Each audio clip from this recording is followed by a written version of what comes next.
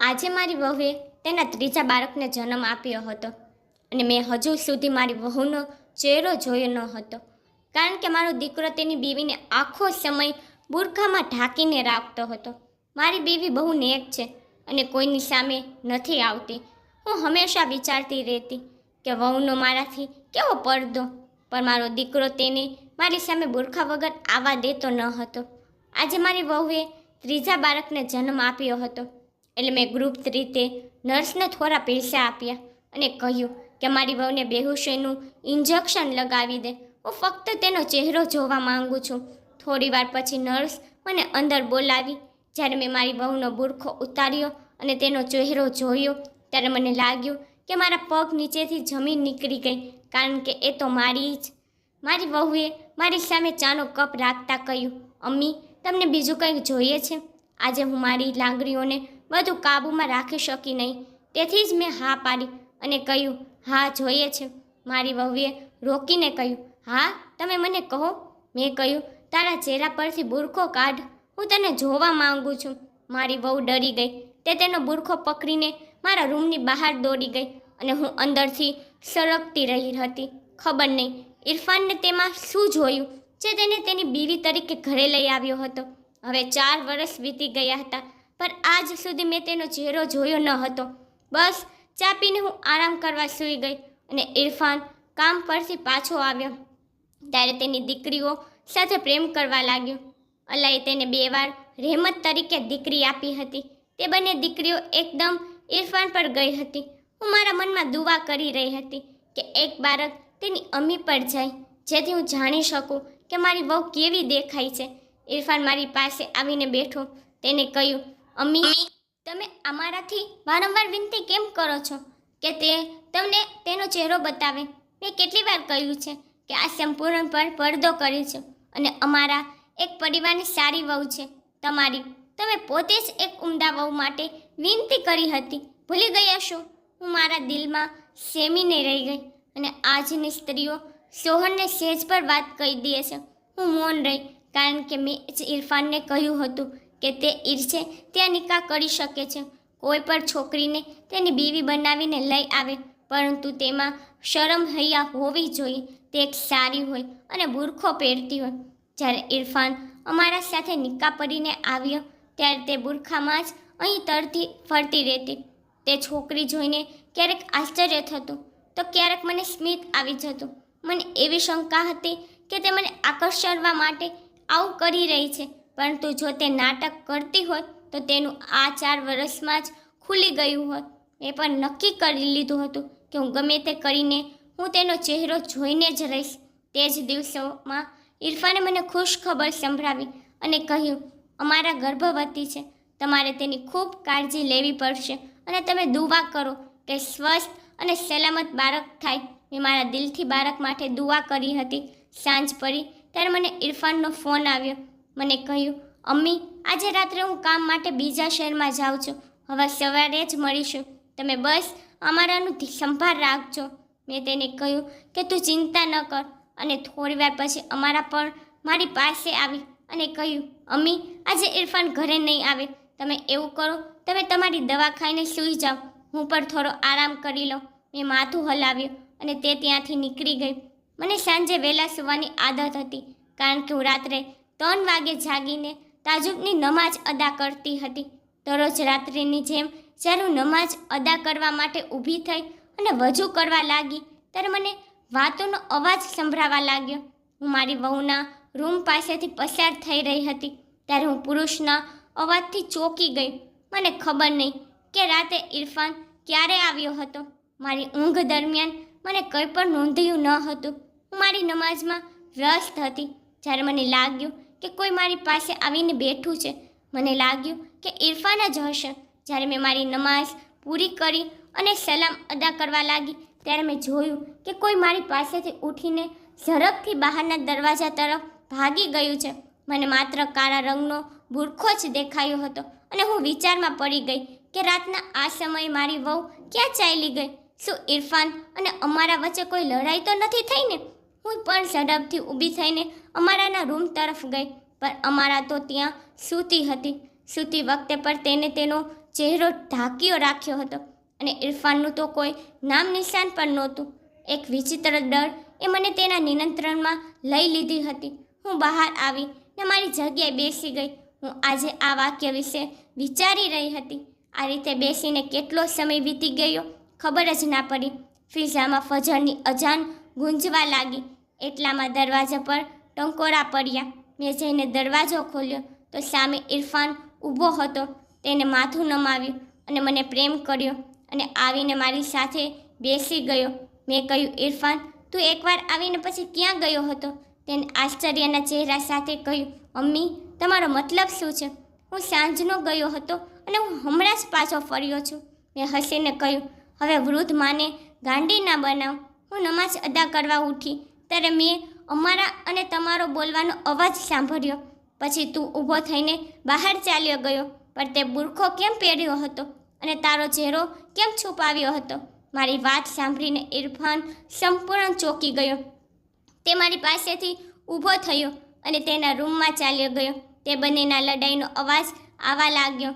લાંબા સમય સુધી તે આમ જ લડતા રહ્યા. જ્યારે હું વિચારી રહી હતી કે મામલો શું છે, એ લડાઈ પછી અમારા ઘરની પરિસ્થિતિ ખૂબ જ જટિલ બની ગઈ હતી.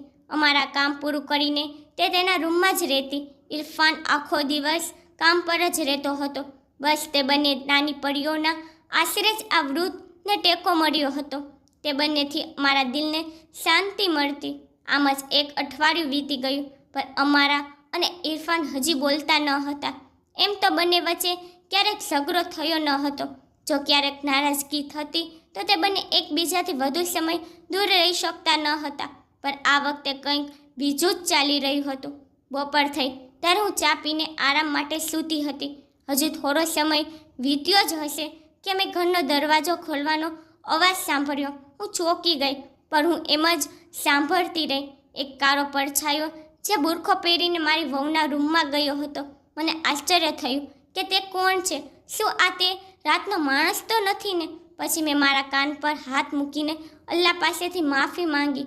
હું નમાઝી સ્ત્રી છું. આ રીતે કોઈ પાક બીવી પર શંકા ન કરી શકું, કારણ કે મારી વહુ ખૂબ સારી, શરીફ અને બુરખામાં રહેતી હતી. આજ સુધી મેં તેનામાં કોઈ નુકસાન જોયું ન હતું. હું ફક્ત તેની સાથે એ વાત કરવા માંગતી હતી કે તે શા માટે મારાથી તેનો ચહેરો છુપાવે છે, પણ હું પણ તેની નમ્રતા સમજીને ચૂપ થઈ જતી હતી. આથી મેં વિચાર્યું કે આ સમગ્ર મામલો હું જાતે જ સંભાળીને કોઈ નિષ્કર્ષ પર પહોંચીશ. હું ધીમેથી ઊભી થઈ અને ધીરે ધીરે ચાલતી મારી વહુના રૂમ પાસે ઊભી રહી ગઈ. રૂમમાંથી મારી વહુનો વાત કરવાનો અવાજ આવી રહ્યો હતો. હું થોડીવાર ઊભી રહી અને કોઈ પુરુષના અવાજમાં વાત કરતા સાંભળ્યું. હું ડરી ગઈ અને એક પગલું પાછું લીધું. હું મારા રૂમમાં આવી અને રડવા લાગી. વિચારતી હતી કે મારી વહુ કયા રસ્તે ચાલે છે. મારે એક જ દીકરો હતો. હવે જો તે તેની સાથે બેવફા કરે છે તો હું આ બધું કેવી રીતે સહન કરી શકું? મેં ઝડપથી ઇરફાનને ફોન કરીને ઘરે બોલાવ્યો. હજી 10 મિનિટ પણ વીતી ન હતી કે મેં તે બુરખાપોશને ઘરની બહાર નીકળતા જોયો હતો. મેં મારા કપાળ પર માર્યું કે સબૂત તો ચાલી ગયું. જ્યારે અડધી કલાક પછી મારો દીકરો ઘરે આવ્યો ત્યારે તે ખૂબ જ અસ્વસ્થ દેખાતો હતો. તે સૌથી પહેલાં આવીને મારી તબિયત વિશે પૂછપરછ કરી. મેં મારા દીકરાને સમજાવ્યું કે હું ઠીક છું, પણ મને મારી વહુની તબિયત સારી નથી લાગેલી. ઇરફાન ચિંતિત થઈ ગયો. તેને ગુસ્સામાં કહ્યું, કેમ અમ્મી, તેને શું થયું છે? મને ડર હતો કે કદાચ તે તેની પત્નીને છૂટાછેડા આપી ન દે. તે બંને હજુ બોલતા પણ નહોતા. જે થયું એ, પણ હું મારા પુત્રને દગો આપી શકતી ન હતી. મેં તેને સ્પષ્ટ કહ્યું કે મને તારી બુરખામાં રહેતી નેક બીવીના રૂમમાંથી કોઈ પુરુષનો અવાજ સાંભળ્યો. ઇરફાનનો રંગ લાલ થઈ ગયો હતો. તે બૂમો પાડવા લાગ્યો અને કહ્યું, અમારા અહીં બહાર આવ. અમારા ડરથી બહાર આવી. તેનો ચહેરો સાવ નિસ્તેજ થઈ ગયો હતો. તેના હાથ ધ્રુજતા હતા. ઇરફાને ગુસ્સામાં કહ્યું, અમ્મી, શું કહી રહ્યા છે? દીકરી, આજે તારા રૂમમાં કોણ આવ્યું હતું? અમારા રડતા રડતા કહેવા લાગી, અમ્મી, જૂઠું ના બોલો. મારા રૂમમાં કોણ આવે? મારી પોતાની તબિયત ખરાબ હતી, તેથી જ હું મારા રૂમમાં સૂતી હતી. ઇરફાને પ્રશ્નાર્થ નજરે મારી સામે જોયું. મેં કહ્યું, અમારા, તું આજે સાચું કહી દે. તને મળવા કોણ આવ્યું હતું? અમારાએ કાનને હાથ લગાવી લીધા અને કહ્યું, અમ્મી, મારે અલ્લાહ માટે મારો જીવ આપવાનો છે. મારું આટલું મોટું અપમાન ના કરો. તમે મને શરૂઆતથી જ સ્વીકારી શક્યા નથી, એટલા માટે તમે મારી વિરુદ્ધ ષડયંત્ર રચો છો. જ્યારે ઇરફાન ગુસ્સાથી ઊભો થયો ત્યારે મેં તેનો હાથ પકડીને તેને બેસાડ્યો. મેં કહ્યું, કદાચ મને જ ગેરસમજ થઈ હશે, મને માફ કરી દે. તું જા અને આરામ કર. ઇરફાન મારી સામે જોઈ રહ્યો હતો. જ્યારે અમારા ચાલી ગઈ ત્યારે મેં કહ્યું, ઇરફાન, આપણે તેને રંગે હાથ પકડી લેશું. આમ તો તે દરેક વખતે ના પાડી દેશે. ઇરફાને કંઈક વિચારીને માથું હલાવ્યું. વહુ આખો દિવસ ઘરના કામકાજ કરતી, છોકરીઓનું સંભાળ રાખતી અને મારી સંભાળ રાખતી. જોકે આ દિવસોમાં તેની પોતાની જ તબિયત સારી નહોતી રહેતી. મારું દિલ તેના માટે ખૂબ જ ચિંતિત રહેતું. હું વિચારતી રહેતી કે આખરે વાસ્તવિકતા શું છે. આમ જ દિવસો પસાર થઈ રહ્યા હતા. મારી વહુનું પેટ વધતું જ ગયું, પણ આજ સુધી મેં તેનો ચહેરો જોયો ન હતો. એક દિવસથી ભારે વરસાદ પડી રહ્યો હતો. ઇરફાન પણ તેના કામના સ્થળે ફસાઈ ગયો હતો. હું પોતાના રૂમમાં બેસીને નમાઝ પઢવામાં વ્યસ્ત હતી. જ્યારે મેં કોઈને ઘરમાં પ્રવેશતા જોયો હતો. હું ઊભી થઈ ને રૂમની બારી પાસે ઊભી રહી ગઈ. મેં જોયું કે એ જ બુરખાપોશ મારી વહુના રૂમમાં ગયો હતો. હું ઝડપથી ઊભી થઈને ઇરફાનને ફોન કર્યો. તેને કહ્યું, અમ્મી, હું રસ્તામાં છું. હું માત્ર 3 મિનિટમાં જ ઘરે પહોંચું છું.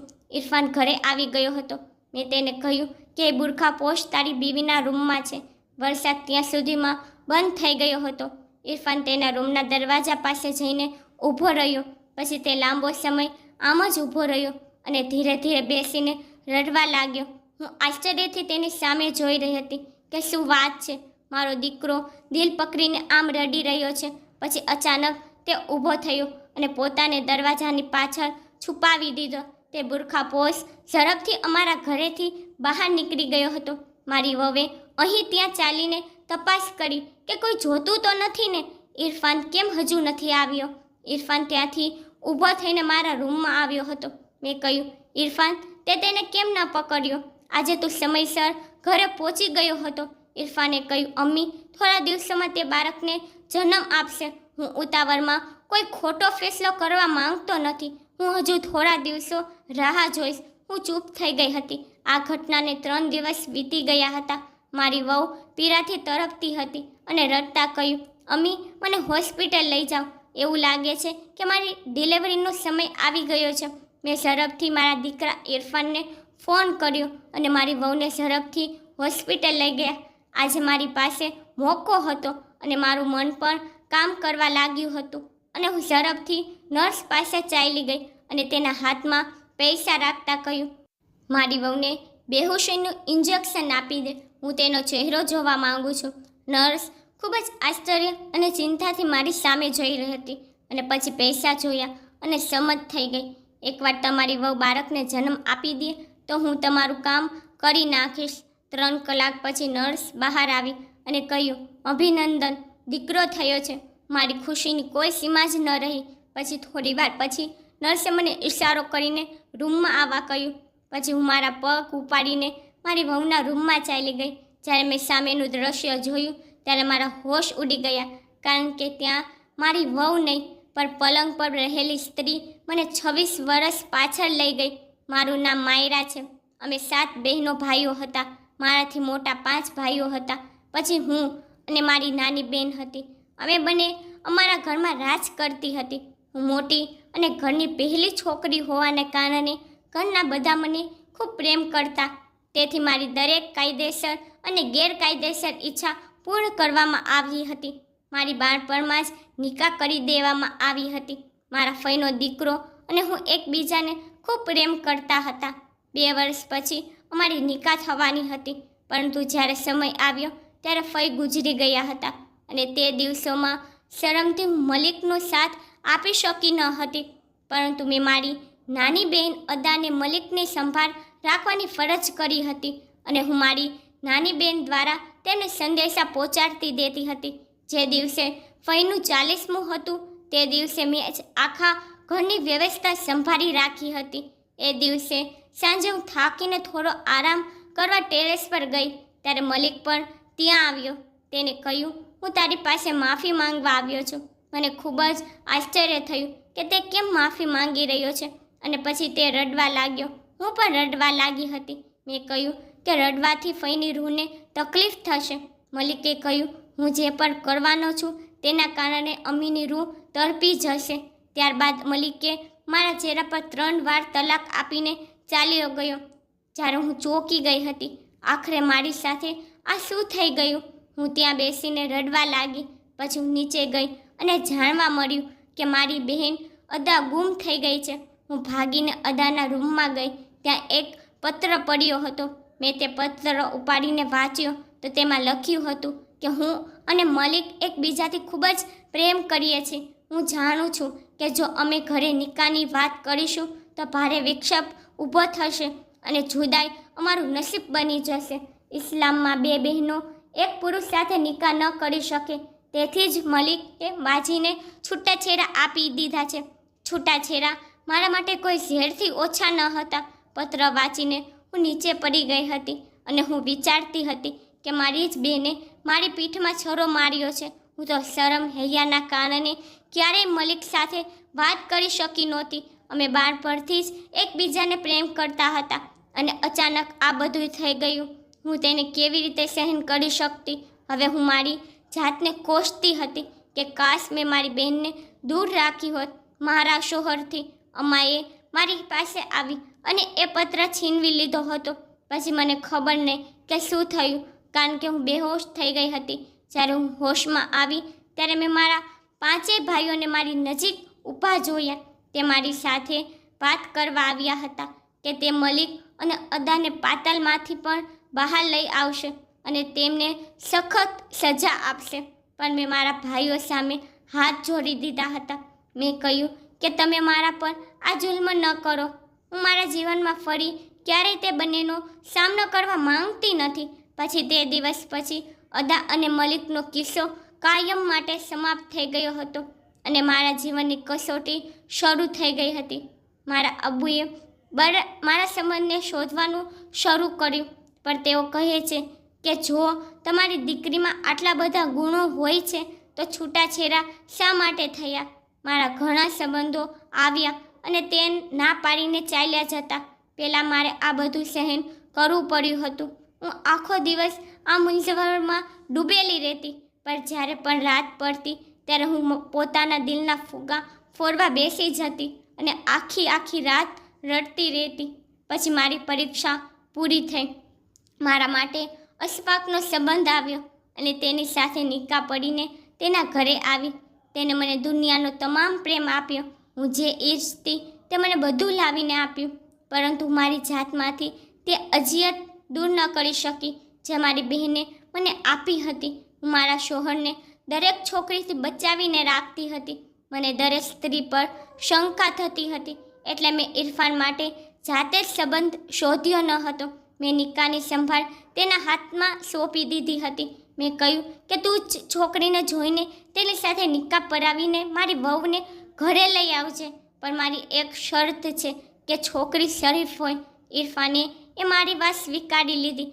તે એક ખૂબ જ બુરખામાં રહેતી છોકરીને તેની બીવી તરીકે ઘરે લાવ્યો હતો, પણ આજે એ છોકરીનો પડદો પણ ખુલી ગયો હતો.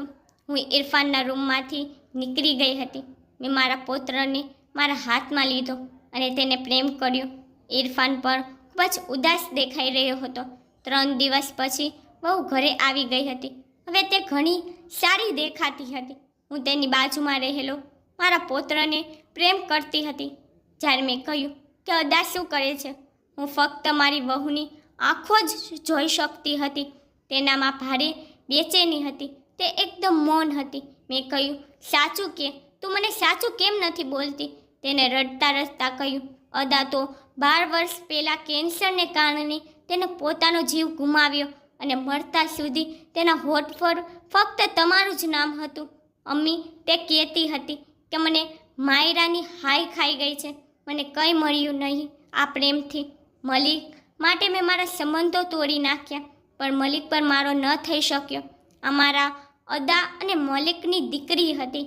જ્યારે મેં નર્સને કહીને તેને બેહોશીનું ઇન્જેક્શન લગાવ્યું હતું ત્યારે હું અમારાની યુવાનીના બદલે હું પલંગ પર અદાની યુવાની જોઈને આશ્ચર્યચકિત થઈ ગઈ હતી. અમારાની શકલ એકદમ તેની અમ્મી અદા જેવી દેખાતી હતી. અમારા જે કહ્યું તે સાંભળીને મને આશ્ચર્ય થયું. મેં કહ્યું કે તારો શું મતલબ છે? તે રડવા લાગી અને તેની વાર્તા કહેવા લાગી. તેને કહ્યું, જ્યારથી મેં હોશ સંભાળ્યો હતો મેં મારી અમ્મીને આખો સમય લડતી જોઈ હતી. અબુ અમ્મી સાથે બહુ ઝઘડો કરતા રહેતા. તે ઘણીવાર કહેતા રહેતા કે તારા જેવા કોલસા માટે મેં માયરા જેવો હીરો ગુમાવ્યો છે.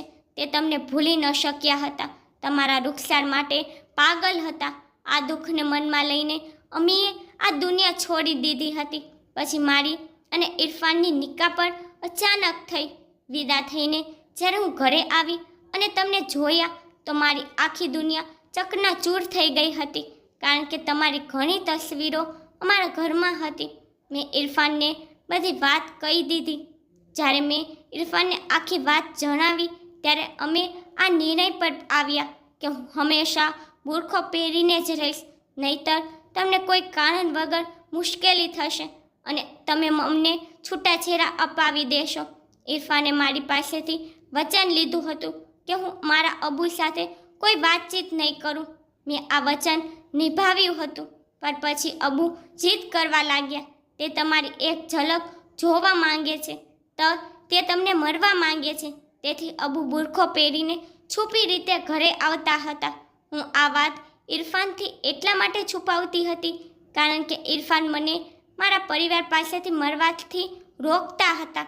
મારી આંખો સામે મારો ભૂતકાળ ચમકી ગયો હતો. મેં અમારાને કહ્યું, મેં મારા પૌત્રની ખુશીમાં ઇરફાન અને અદાને માફ કરી દીધા. તું તારા અબુ પાસે 100 વખત મરવા જા, મને કોઈ વાંધો નથી. પણ મારા મળતા પહેલાં આ ઘરમાં તારા અબુને આવવા ન દેતી. હું તેનો સામનો કરી શકીશ નહીં. અમારા ઊભી થઈ અને મને ઘરે લગાવી લીધી. ઇરફાને મારી પાસે માફી માંગી હતી. મેં મારું દિલ મોટું કર્યું હતું.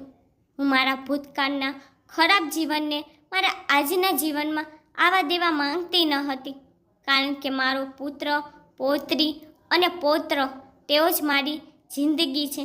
તો મિત્રો, આજની કહાની તમને કેવી લાગી કોમેન્ટ બોક્સમાં જણાવવા વિનંતી. મિત્રો, તમને મારી સ્ટોરી પસંદ આવે છે તો લાઈક, શેર, સબસ્ક્રાઈબ કરી નાખજો.